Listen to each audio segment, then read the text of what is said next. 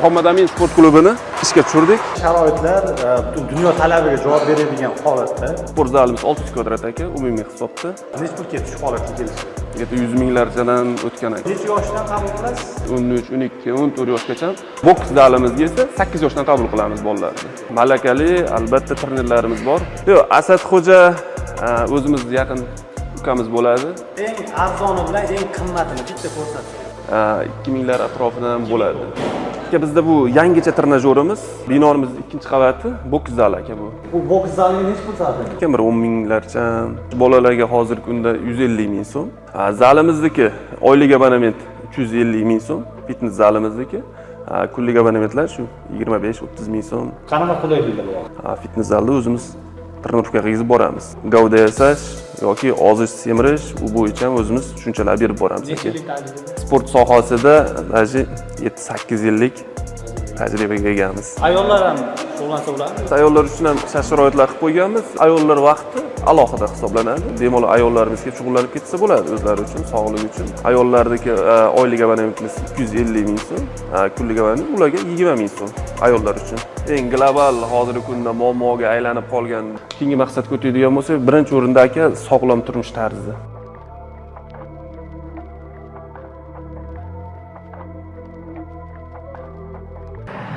Rahbari Anvar akam bilan ajoyib bir suhbat o'tkazmoqchimiz. Anvar akamning mikrofoni taqilgan. Anvar aka, rahmat. Assalomu alaykum, Murodilla aka. Sog'ligingiz yaxshimi? Charchamasdan. Rahmat, Allohga shukr. O'zingiz yaxshimisiz aka? Anvar aka, Shukr aka. obunachilarga o'zingizni tanishtirib olsangiz. Meni ismim Anvarjon Abdusattorov. O'zim shu Farg'ona viloyati Rishton tumani Jalal qishlog'ida tug'ilganman. Xudo xolasa bizni sport yo'nalishidagi faoliyatimiz o'zimiz rayonda, Farg'ona viloyati Rishton tumanida. Xush kelibsizlar aka zalimizga. Biz bu zalimizni Muhammad Amin sport klubini mana shu yil 2026-yil yanvar oyidan xudo xolasa yangi yil boshidan ishga tushirdik. Xudo xolasa ichkarida hammasini tanishtirib, obunachilarimizga chiroyli qilib o'zimiz batafsil ko'rsatamiz. Ko'pchilik kelyapti Rishton tumanimiz bo'yicha. Shunga ko'rmaganlar uchun ham yana ko'rishini tavsiya qilib, bir to'liq obzor qilish maqsadida tashrif buyurdim. Albatta, bemalol aka. O'zingiz ko'rsatsangiz. Bo'ldi. Yuringlar, qani marhamat. Anvar aka, menimcha sharoitlar butun dunyo talabiga javob beradigan holatda. Albatta. Aka, bunga necha pul sarfladingiz? Necha pul ketdi shu holatga kelishga? Tepapasa menimcha adashmasam. Ha, общий bizni zdaniyamiz hozir sport zalimiz 600 kvadrat aka, umumiy hisobda. Endi bu joyga sarfiga keladigan bo'lsak, расходи 100 minglarchadan o'tgan aka. 100 ming dollar. 100 ming dollardan o'tgan aka. Keyin hozir biz birinchi etajimizdamiz. Bu fitness klubimiz, fitness zalimiz, tepada yana boks zalimiz bor. Aka, yoshlar necha yoshdan qabul qilasiz? O'zingiz murabbiylik qilasiz? Albatta, o'zim murabbiylik qilaman. Endi bizning sport klubimizda qarang, bu yerda fitness klub, fitness zal. Bu yerga endi asosan bolalarni qabul qilishimiz shu 17-18 shunaqa yoshdan kelsa bo'ladi.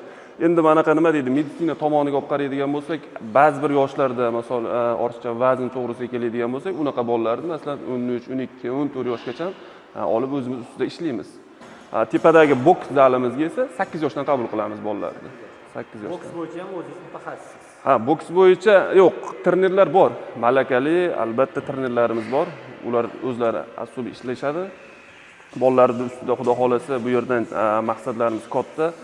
Jahon, Osiyo, Olimpiya chempionlari chiqarish maqsad. Xudo xolasa boksdan ham trenerlarimiz o'z ishining mutaxassislari.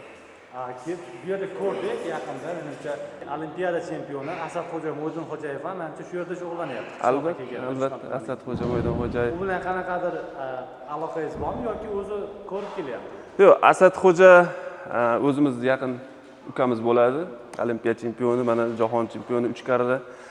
Asadxo'ja bilan endi o'zimizda nima deydi, mahalla yaqin masofada joylashgani uchun eskidan yoshlikdagi davrga qaytadigan bo'lsa, Asadxo'ja Mo'ydinxo'jayev bilan birga bitta zalda o'zimiz trenirovka qilganmiz, birga mashg'ulotlarda o'taganmiz.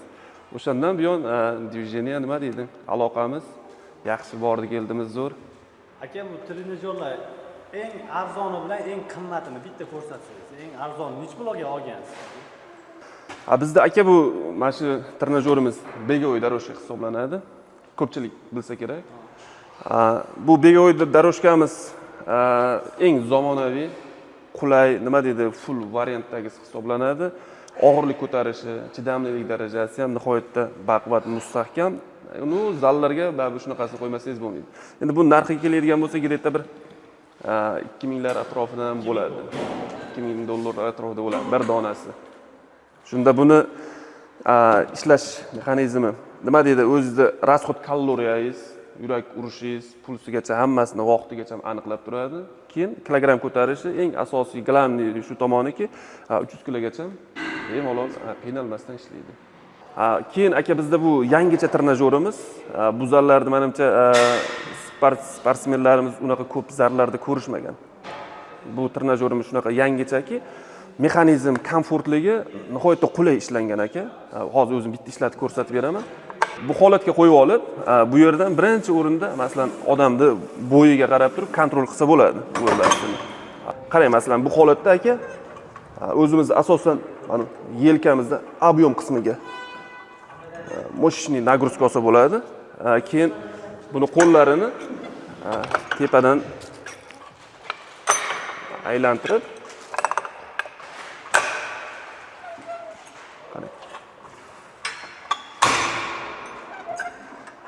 bu holatda ishlasa ham bo'ladi aka.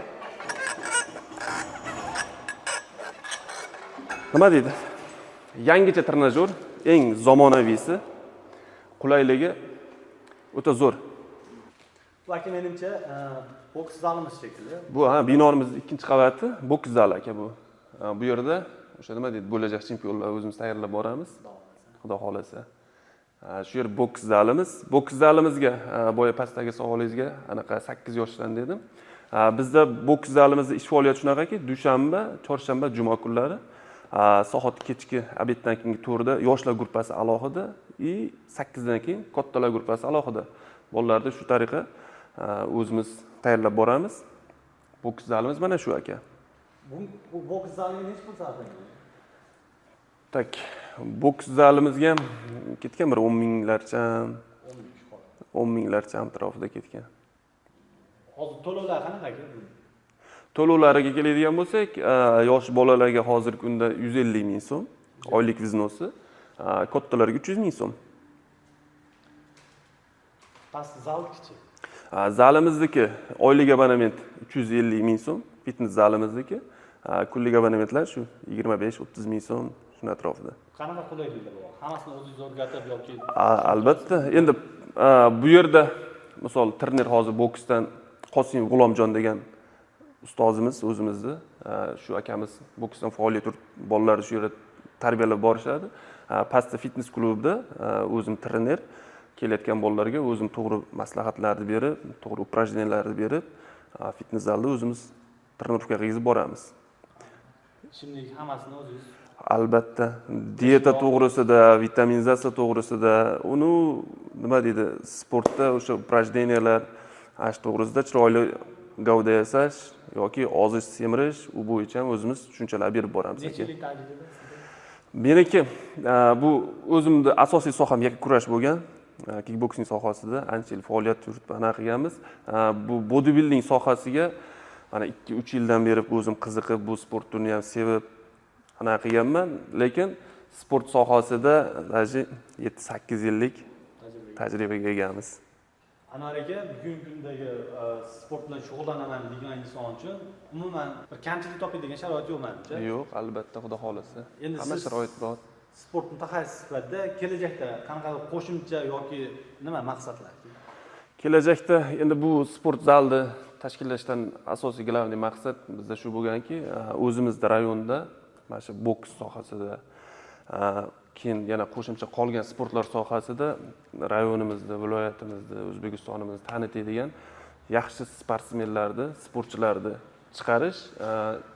Keyingi maqsadga o'tadigan bo'lsak, birinchi o'rinda aka sog'lom turmush tarzi. O'shaning uchun pasimizga glavniy qilib anaqa fitness zalni ham tashkillaganmiz. Asosan har bir inson o'z sog'ligini qadriga yetish kerak, sog'lom turmush tarzi. Ayollar ham shug'ullansa bo'ladimi zalda? Albatta, albatta ayollar uchun ham shart-sharoitlar qilib qo'yganmiz.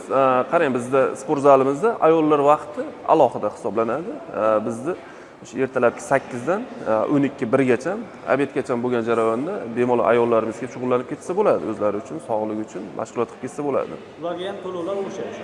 Yo'q, ayollardagi ozgina arzonroq. Ayollardagi oylik abonementimiz 250 ming so'm, kunlik abonement ularga 20 ming so'm ayollar uchun. Bugungi kunda eng dolzarb muammo desa ham bo'ladi. Aha. Yosh bolalar ham qorin qo'yib olgan. Ha.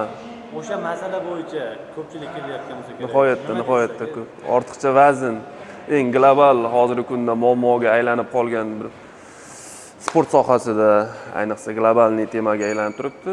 Mana shunaqa ortiqcha vazn qo'yish men albatta ko'p bolalarga, ko'p yoshlarga, ota-onalarga tavsiya qilib qolganim shu bo'ladiki, обязательно bolasini sportga jalb qilish kerak, berish kerak.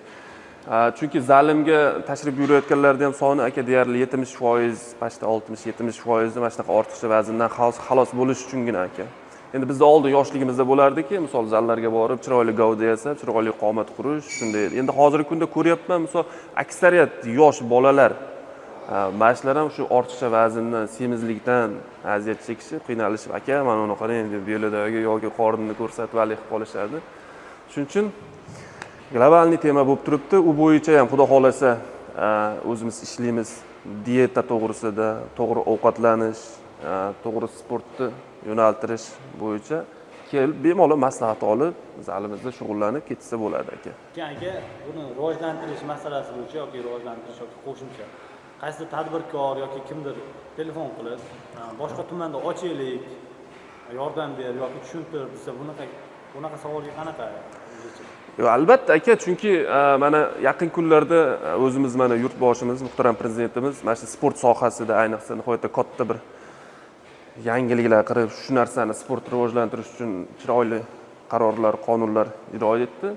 Aka, bizni именно rayonimizda ko'paysa, albatta biz xursandmiz. Ne только rayonimiz, o'zimizda viloyatimiz, respublikamiz hammamiz uchun yaxshi.